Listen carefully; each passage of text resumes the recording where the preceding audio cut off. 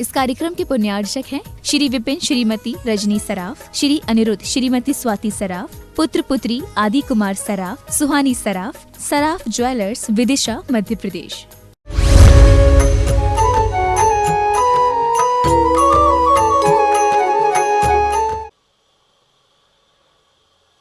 इस ग्रंथ में अब जिन शासन के उन तीनों लिंगों की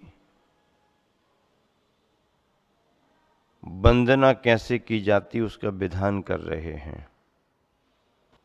तीनों लिंग वंदनीय हैं, पूजनीय हैं, तो उनकी व्यवस्था बतलाई जा रही है।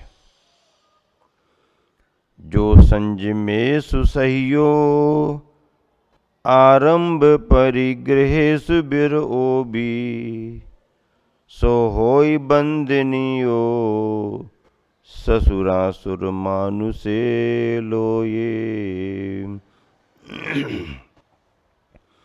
अवशेषाजे लिंगी दंसन नानेन सम्य संयुक्ता, चेलेन अपरिगह्या ते भणिया इच्छिन जाए।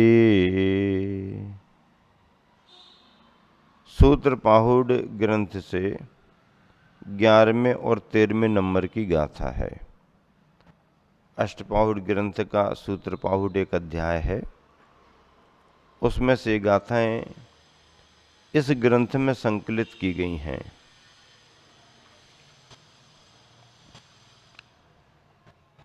जो संजमेषु सह्यो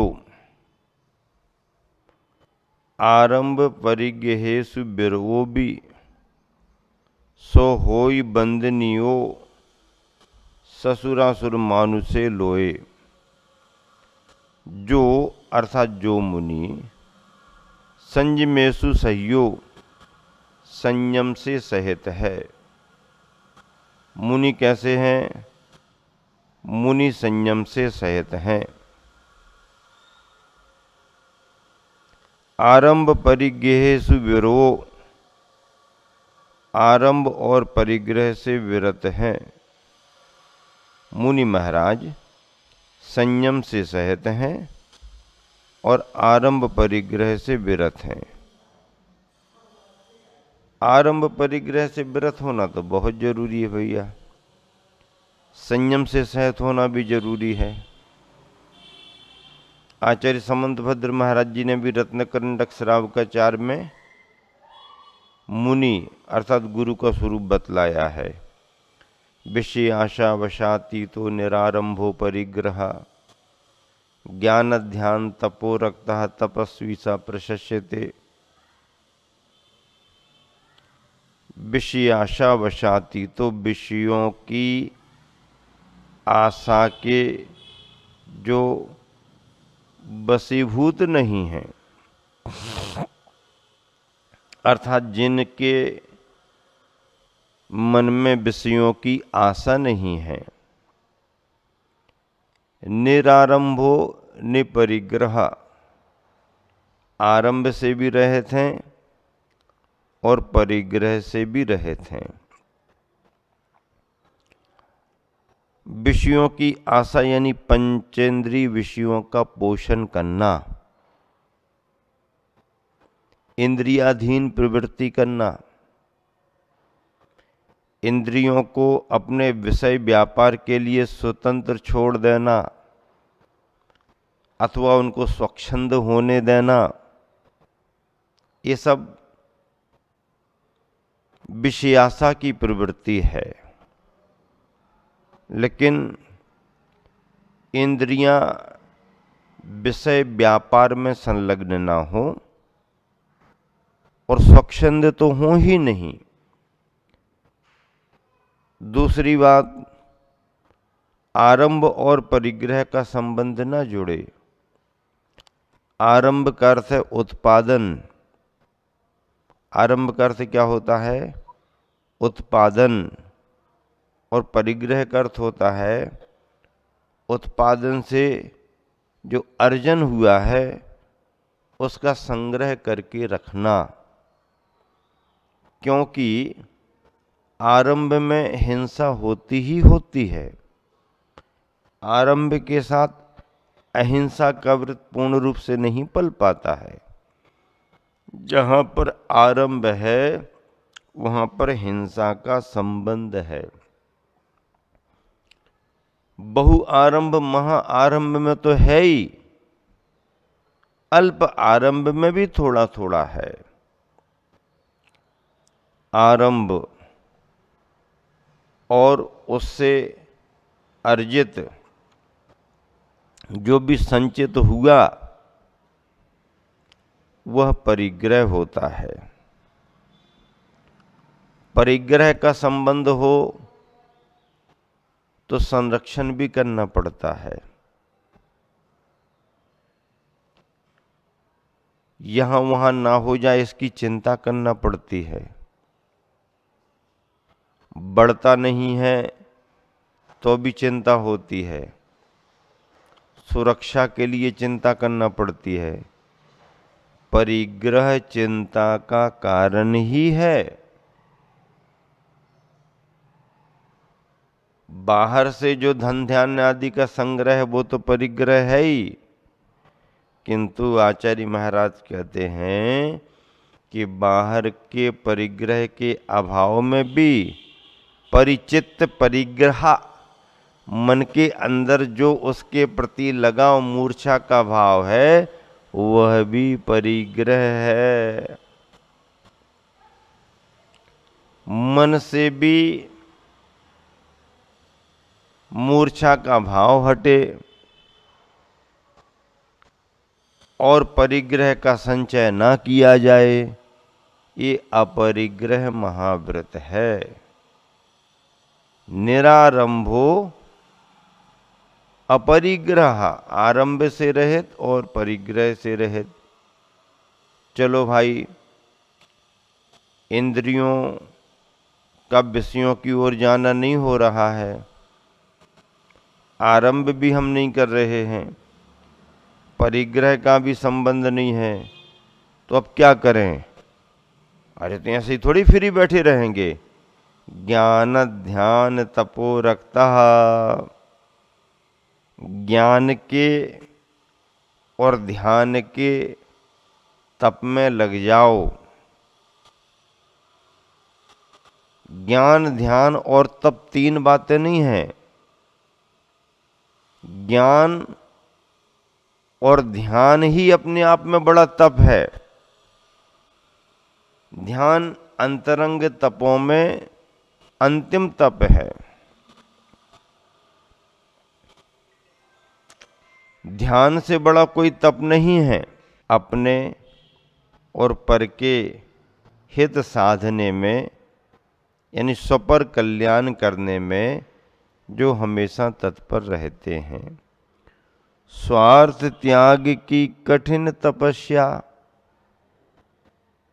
हाँ, कोई स्वार्थ नहीं है, कोई सौदेबाजी नहीं है। मैं इतनी तपस्या कर रहा हूं, इसका ये फल मिले, ये कोई कामना नहीं है। प्रसिद्धि बढ़े, सम्मान मिले, नाम बहुत हो जाए, स्वर्ग मिल जाए, इसके लिए तप नहीं है। कर्म क्षय के लिए, आत्म कल्याण के लिए स्वार्थ त्याग की कठिन तपस्या बिना खेद जो करते हैं। क्या बात है! मन में कोई विषाद का भाव नहीं, मन में कोई कष्ट का अनुभव नहीं। मुनि के स्वरूप को देखो तो कितना अच्छा लिखा है। मुनि है, मुनि। मुनीम की बात नहीं कर रहे, मुनीम मैनेजर की बात नहीं कर रहे। किसकी बात कर रहे? ध्यान से सुनो। मुनीम की बात नहीं कर रहे, मैनेजर। मुनि की बात कर रहे हैं, श्रमण की बात कर रहे हैं। स्वार्थ त्याग की कठिन तपस्या बिना खेद जो करते हैं, ऐसे ज्ञानी साधु जगत के दुख समूह को हरते हैं। ऐसे ज्ञानी साधु जगत संसार के दुखों को हरने वाले हैं।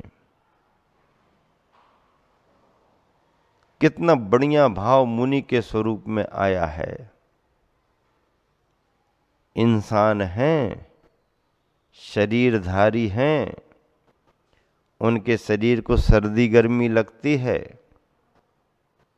शरीर चलाने के लिए उनको भी भोजन की आवश्यकता होती है, आवास वसति का भी उन्हें आवश्यक हो जाती है, पढ़ने लिखने के लिए भी कुछ आवश्यकता होती है, लेकिन पराश्रितपना नहीं, पराधीनता नहीं, स्वाश्रितपना, आत्मनिर्भर। समझे कि नहीं समझे क्या कह रहा हूं मैं? हाँ, सरकार आपको जागरूक कर रही है कि आत्मनिर्भर बनो। क्या कह रही है सरकार? पंडित जी आए हैं आज, कमल कुमार जी, बोलो, कर्रापुर वाले। क्या कह रही है सरकार? आत्मनिर्भर बनो। आत्मनिर्भर बनाने के लिए सरकार प्रेरित कर रही है। हमारे आचार्यों ने तो कहा है, मुनि से बड़ा आत्मनिर्भर और कौन होगा। इस धरती पर मुनि के समान स्वावलंबी, स्वाधीन, आत्मनिर्भर कौन होगा, जिसको न राजा की अपेक्षा है, न रंक से द्वेष है। कुटिया और महल दोनों उसके लिए बराबर हैं।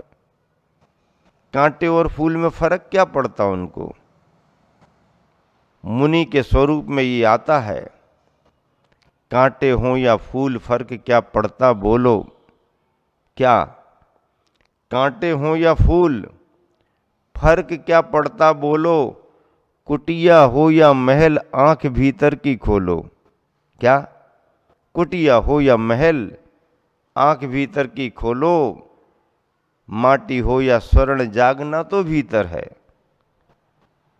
माटी हो या स्वर्ण, जागना तो भीतर है। और जो भीतर से जगा, कौन उससे बढ़कर है?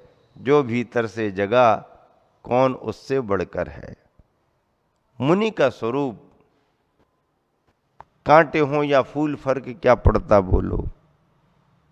गुलदस्ता भेंट कर दिया तो क्या हो गया? उससे वजन बढ़ जाएगा क्या हमारा? इस रास्ते पर तो बहुत कांटे कांटे बिछे हैं, पड़े हैं। आंखें काहे के लिए हैं? आंखें किस काम के लिए हैं? आंखें देखने के लिए हैं, दूसरों को दिखाने के लिए नहीं है। क्या आंखें किसके लिए मिली हैं? देखने के लिए या दिखाने के लिए? संसार आंखों से देखता कम है और दूसरों को दिखाता ज्यादा है। क्या बात है? आंखें दिखाने के लिए मिली हैं क्या? नहीं, देखने के लिए मिली हैं। देखो, जानो। फूलों का गुलदस्ता हो या कांटे भरा रास्ता हो, क्या करना? समता भाव से निकलो। कुटिया हो या महल, आंख भीतर की खोलो। क्या फर्क पड़ता कुटिया और महल में? माटी हो या स्वर्ण, जागना तो भीतर है। और जो भीतर से जगा, कौन उससे बढ़कर है इस संसार में? उस जागृत भव्यात्मा से बढ़कर के कोई दूसरा नहीं है। ऐसा श्रीमन का स्वरूप, समता की मूर्ति, समता का स्वरूप, इंसान होकर भी धरती पर देवता के समान रहने वाले निर्ग्रंथ मुनियों को धरती के देवता कहा जाता है। क्या कहा जाता है? धरती के देवता कहा जाता है। अहिंसा की मूर्ति है, समभाव, समता भाव, प्राणियों के प्रति सद्भावना, बड़े बड़े तो क्या, छोटे छोटे सूक्ष्म जीवों को भी बचाने का भाव, उनको भी अभय, उनको भी संरक्षण। ऐसे मुनि आरंभ परिग्रहेषु विरो, आरंभ और परिग्रह से विरत हैं, सो वह ससुरासुर मानुषे, सुर असुर और मनुष्यों से लोए बंदनियो होई, लोक में बंदनी होते हैं, लोक में बंदनी हो जाते हैं। हाँ, नगन पर तन नगन ठाड़े, सुर असुर पायन पड़े। क्या कहा है?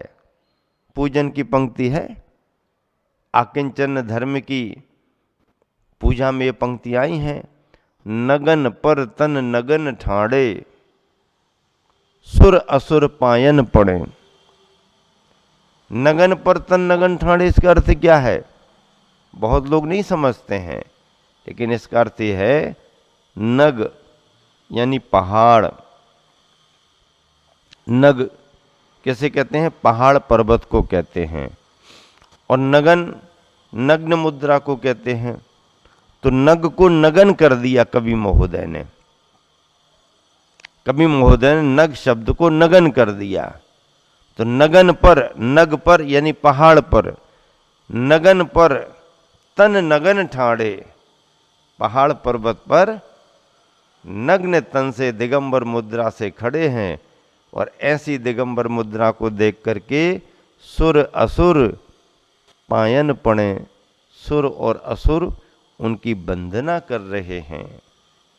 आचार्य महाराज ने देखो क्या लिखा, जो संयमेषु सह्यो आरंभ परिग्रहेषु विरोबी, सो होई वंदनियो ससुरा असुर मानुषे लोए।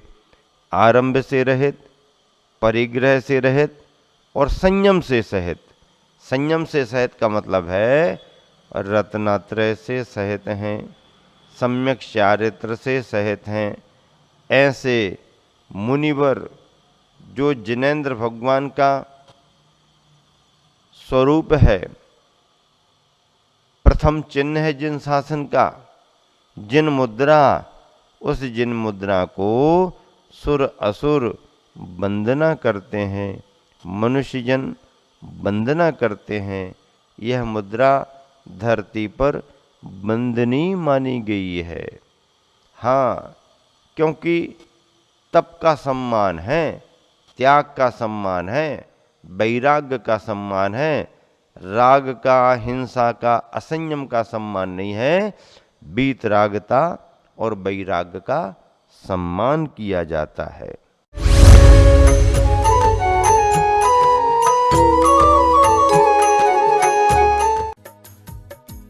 इस कार्यक्रम के पुण्यार्चक थे श्री विपिन श्रीमती रजनी सराफ, श्री अनिरुद्ध श्रीमती स्वाति सराफ, पुत्र पुत्री आदि कुमार सराफ, सुहानी सराफ, सराफ ज्वेलर्स, विदिशा, मध्य प्रदेश।